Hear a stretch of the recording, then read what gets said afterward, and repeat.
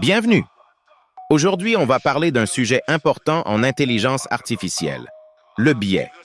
Vous avez peut-être déjà entendu ce mot, mais qu'est-ce que cela signifie exactement dans le monde de l'intelligence artificielle? Et pourquoi est-ce crucial de s'y intéresser? C'est ce que nous allons découvrir.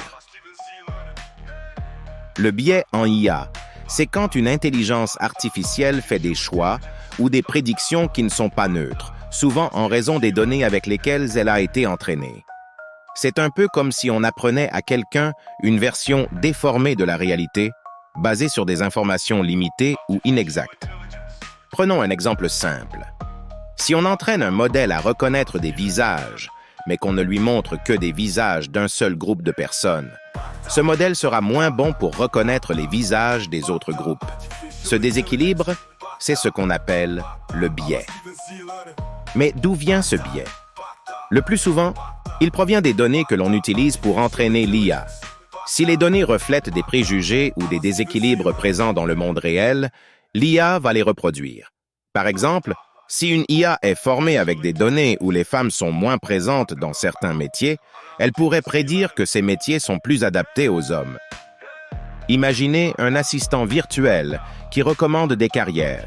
Si son entraînement s'est fait sur des données biaisées, il pourrait conseiller davantage de postes techniques aux hommes qu'aux femmes, même si les compétences sont les mêmes.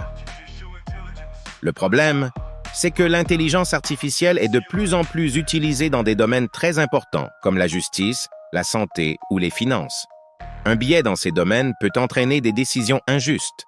Par exemple, des IA sont utilisées pour évaluer les candidatures à un emploi ou même pour accorder des prêts bancaires.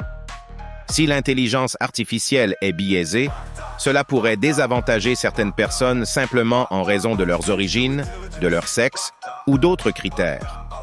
Alors, comment faire pour éviter ce biais? La clé, c'est d'utiliser des données diversifiées et représentatives du monde réel. Il faut aussi régulièrement vérifier et corriger les modèles d'IA pour s'assurer qu'ils ne prennent pas des décisions discriminatoires.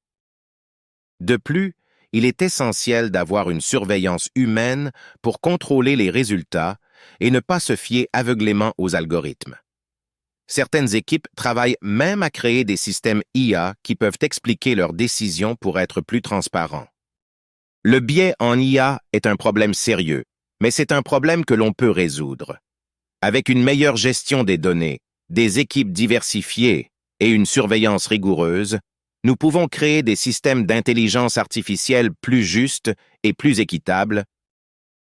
Merci de nous avoir suivis sur la formation PACTA à l'intelligence artificielle.